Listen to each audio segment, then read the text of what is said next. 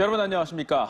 세종시에서 빈 상가가 속출하고 있다는 소식, 어제 오늘의 얘기가 아니죠. 그런데 세계적인 건축가가 지었다는 세종의 초대형 상가 건물이 통째로 공매에 넘겨졌습니다. 독특한 외관으로 사람들을 끌어모으겠다던 특화 설계 상가들이 오히려 세종시 공실 문제를 악화시키는 애물단지가 됐습니다. 장석영 기자입니다. 세종 방축천 상권의 중심으로 기대를 모은 엠브리지 건물이 공매 시장에 나왔습니다. 세종에서 초대형 상가 건물이 통째로 매물로 나온 건 이번이 처음입니다. 지난달 2,400억 원대의 공매가 시작됐지만 6차례나 유찰돼 감정가가 최초의 절반 수준인 1,200억 원대로 떨어졌지만 아직도 주인을 찾지 못했습니다. 세종이 상권 활성화가 이제 된다는 보장이 아직까지 눈에 안 보이니까 그게 더 영향이 큰 것 같습니다. 제가 봤을 땐 한 2번 정도는 더 유찰될 것 같고.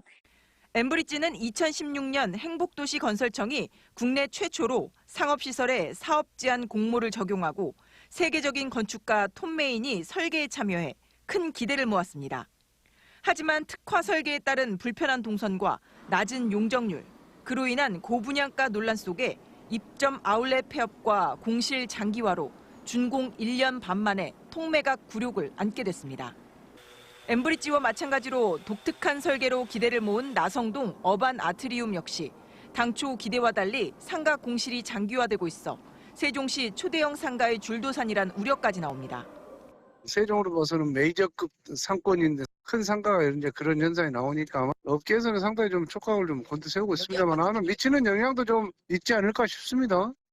전문가들은 수분양자들이 많은 초대형 상가 도산이 지역 경제에 미칠 파장이 큰 만큼 지구 단위 계획에 따른 입점 규제 완화 등 파격적인 대책을 고민할 시점이라고 지적합니다. 코로나19가 가중되면서 상업시설 자체가 활성화되지 못하는 문제가 있거든요. 그래서 전반적으로 상업시설에 대한 그런 문제를 이제는 사업 시행자라든지 상가 입주자라든지 상가에 들어가려고 하는 그런 수분양자들의 입장을 들어볼 필요성이 있다고 생각이 됩니다. 코로나 직격탄을 맞은 매머드급 복합 상가들이 도산 위기를 맞으면서 전국 최고 수준인 세종의 중대형 상가 공실 문제가 더욱 악화될 조짐을 보이고 있습니다. TJB 장석영입니다. 대전의 한 약국이 의약품을 비싼 값에 팔고 환불을 해주지 않아 논란인데요. 이 같은 배짱 영업이 가능했던 건 도입 가격보다 싸게 팔지만 않으면 되는 현행 법령 때문이었습니다. 싼 가격에 팔면 위법이고 아무리 값비싼 가격을 받아도 합법인 현실, 이수복 기자가 짚어봤습니다. 마스크 한 장에 5만 원, 두통약 피로회복제도 5만 원입니다. 대전의 한 약국에서 판매하는 의약품입니다. 이 약국에서 의약품을 샀다가 낭패를 보는 소비자가 속출했습니다. 환불도 거부당했습니다. 세세하게 쳐다보기 전에는 그 가격에 대해서 알 수도 없고 어느 정도의 가격이라는 거를 인지를 하고 있는 상태에서 구매를 하다 보니까 그렇게 비싸게 가격이 책정됐다고 생각을 할 수가 없었습니다. 처방전이 필요 없는 일반 의약품은 약사가 가격을 정하는 판매자 가격 표시제가 적용돼 비싼 가격을 받는다는 이유로 처벌할 수 없습니다. 법령을 봐도 일반 의약품은 최초 도입가보다 싸게 파는 행위를 금지하고 있지만 가격 상한은 없어 얼마를 받아도 문제되지 않습니다. 이 때문에 약국마다 가격이 천차만별입니다. 실제로 약국별 의약품 가격을 살펴보니 간에 좋다는 피로회복제 가격이 최대 8배 넘게 차이 나고 탈모영양제는 4배, 비타민제는 2배 이상 차이가 납니다. 물건의 가격을 스스로 정해 파는 건 기본 시장 원리입니다. 하지만 많게는 50배까지 폭리를 취하는 이번 경우를 막기 위해서라도 보완이 필요하다는 목소리도 나옵니다. 약국 간 자율 경쟁을 유도해 소비자가 혜택을 받는 게 판매자 가격 표시제의 목적이지만 이번처럼 악용될 경우 취지가 무색해질 수밖에 없습니다. 의약품을 파는 전문가로서 폭리를 취하는 것이 아니라 정확하게 정보를 제공하고 그 합당한 그 상황에 맞는 상품이 제공될 수 있도록 해야 되는 것이 자율적인 노력이 필요하다. 보건복지부와 대한약사회는 이례적인 사례를 일반화할 수 없다는 입장. 현재로선 약사들이 먼저 가격에 최대 상한을 두는 등 스스로 맡길 수밖에 없다는 얘기입니다. 이러는 사이 논란이 된 약국은 폐업 신고서를 제출했는데 다른 지역으로 이전을 예고한 바 있습니다. TJB 이수복입니다. 산발적인 감염이 계속되는 가운데 오늘 하루 대전과 세종, 충남에선 모두 168명이 추가 확진됐습니다. 확진자가 큰 폭으로 감소한 대전에선 서구 요양병원과 대덕구 학원 등 기존 감염군을 중심으로 41명의 확진자가 추가된 가운데 위중증 병상 가동률은 57%대로 안정세를 회복했습니다. 충남에선 집단 감염이 발생한 공주의 한 종교시설교인 9명이 추가 확진돼 누적 확진자가 60명으로 늘었고 아산과 천안 등에서도 산발적 감염으로 충남에서만 모두 109명이 확진됐습니다. 세종에선 40대 어머니와 10대 아들이 오미크론 변이 확진 판정을 받아 세종 지역 오미크론 감염자가 모두 9명으로 늘었습니다. 충남대병원에 코로나19 위중증 전담 치료병상 18개가 확보돼 지역의 전담 병상이 충남대병원 38개, 건양대병원 8개 등 모두 46개로 늘었습니다. 대전시는 오미크론 변이가 우세종으로 확산될 것에 대비해 이번 추가 확보 외에도 다음 달 안에 중증병상 23개, 준중증 26개, 준등증 509개 등을 추가로 확보해 900여 개 병상을 운영할 방침입니다. 현재 기준 대전 지역 감염병 전담병원 병상은 351개로 38%인 133개가 사용 중이며 입소 가능한 병상은 218개입니다. 외로운 어르신들에게 찾아가서 안마 봉사를 하고 말동무를 한다면 얼마나 살가울까요? 한 청년이 전국의 경로당을 찾아다니며 이렇게 봉사활동을 펼쳤는데 알고 보니 노인들의 주머니 속을 노린 상습 절도범이었습니다. 김철진 기자입니다. 충남 아산의 한 경로당. 지난달 8일 어르신들께 안마를 해드리고 싶다며 20대 청년 한 명이 이곳을 찾았습니다. 봉사 실습 중인 대학생이라며 살갑게 찾아와 30여 분간 안마를 하던 청년이 가고 난 뒤 안마를 받은 할머니 한 분은 금세 이상함을 느꼈습니다. 평소 자식들이 준 용돈 60만 원이 순식간에 사라진 겁니다. 가고 나서 보니까 지갑이 허전이야. 그래서 여러분들 15,000원만 남겨놓고 60만 원을 갖고 왔더라고요. 경찰에 붙잡힌 이 남성은 26살 A씨로 말을 걸며 주의를 뺏은 뒤 주머니에 있던 지갑에서 돈을 빼내 달아났습니다. A씨는 피해 어르신들의 주머니에서 돈을 빼앗기 어려운 경우 자세를 바꿔달라고 요청하면서 범행을 이어갔습니다. 안마 봉사를 해드린다며 지난해 10월부터 3개월간 서울과 경기, 강원과 충남 등 전국의 경로당을 돌며 노인들의 현금을 노렸습니다. 범죄 수법이 특이하다는 점에서 동일수법 범죄들을 확인했습니다. 그리고 범죄 현장에 촬영된 CCTV의 용의자의 모습이 촬영되었는데 그 모습을 가지고 범인을 특정하였습니다. 현재까지 확인된 피해는 전국 11곳, 피해액은 220여만 원이지만 신고되지 않거나 피해 자체를 모르는 경우도 있어 실제 범행 규모는 더 클 것으로 보입니다. 과거 유사 전과가 있던 A씨는 경찰 조사에서 특별한 직업과 거주지 없이 절도한 돈을 생활비에 썼다고 밝혔습니다. 경찰은 A씨에 대해 상습 절도죄 적용을 검토하는 한편 노인들의 현금을 노린 범죄에 주의를 당부했습니다. TJB 김철진입니다. 대전의 한 사립고등학교 교사가 수업 시간에 성희롱 발언을 일삼아 논란이 되고 있습니다. 대전교육청은 국어교사 A씨가 수업 도중 성행위를 암시하는 표현을 하는 등 최근 3년 동안 학생들에게 성희롱 발언을 했다는 민원이 제기돼 조사를 벌인 결과 언어적 성희롱을 한 걸로 파악하고 학교 측에 징계를 요구했습니다.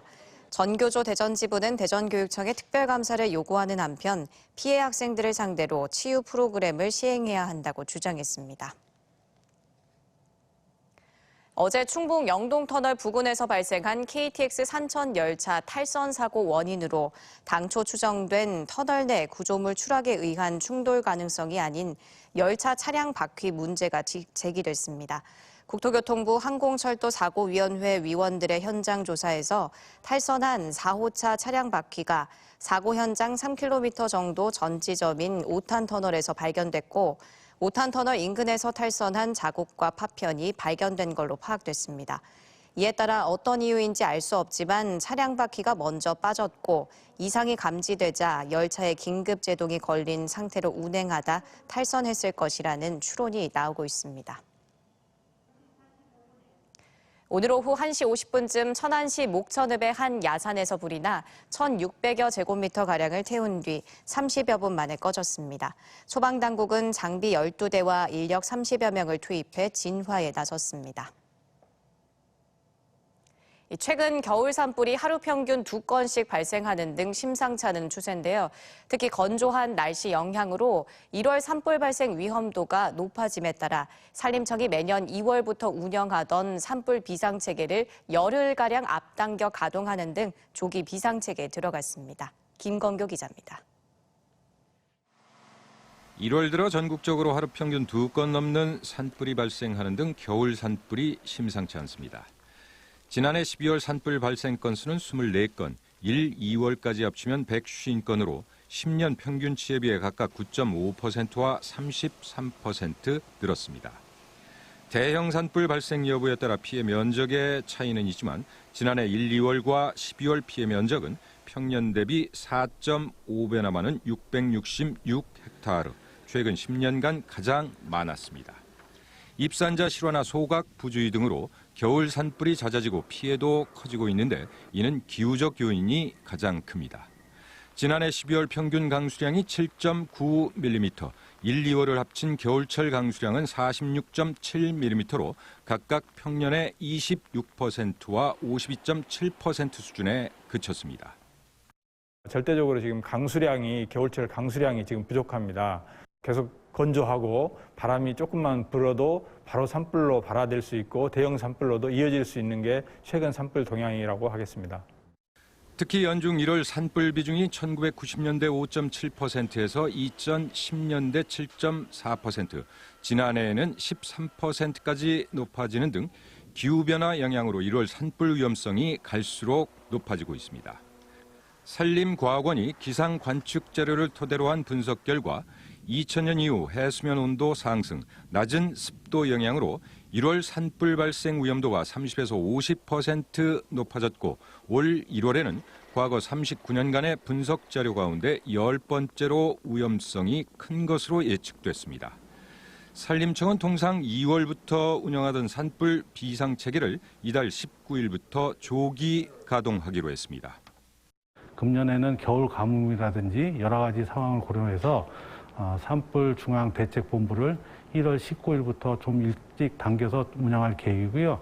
이 기간 동안 첨단 ICT 장비를 이용해서 산불 예방 활동을 집중적으로 펼칠 계획입니다. 최근 동해안을 따라 건조특보가 이어지고 있고 선거 낀 짝수해에는 대형 산불이 발생했던 징크스까지 있어서 산림당국이 대선을 앞두고 바짝 긴장하고 있습니다. TJB 김건교입니다. 수십 년간 국방과학연구소 안흥 종합시험장 소음으로 고통받고 있는 주민들에게 정부 보상금이 지급됩니다. 태안군은 국방부가 안흥 종합시험장이 있는 근흥면과 남면 일부 지역을 소음 대책 지역으로 지정 고시함에 따라 해당 지역 주민 1,800여 명에 대해 다음 달 3일부터 28일까지 보상금 신청을 받는다고 밝혔습니다. 소음 대책 지역 지정 고시는 지난해부터 군 비행장 소음 보상 관련 법률이 시행된 데 따른 것으로 1종 지역은 1인당 월 6만 원, 2종 지역 월 4만 5천 원, 3종 지역은 월 3만 원의 보상금을 받습니다.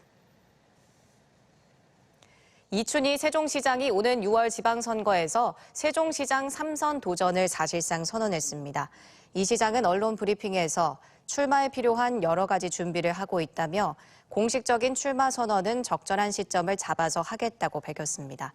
현재 민주당 세종시장 후보로는 이 시장과 조상호 전 세종시 경제부시장이, 국민의힘에서는 최민호 세종시당 위원장과 송하영 전 미래통합당 세종시당 위원장, 성선재 변호사 등이, 정의당에서는 이혁재 세종시당 위원장의 출마가 거론되고 있습니다. 충남도 부지사와 제19대 국회의원을 지낸 국민의힘 김동완 전 국회의원도 충남도청에서 기자회견을 열고 차기 도지사에게는 정치와 행정 통합 능력, 강력한 추진력이 필요하다며 충남도지사 출마를 공식 선언했습니다. 충남도 선관위는 3월 대선과 6월 지방선거와 관련해 선거 구민 등에게 음식물을 제공한 혐의로 정치인 A씨를 대전지검 논산지청에 고발했습니다.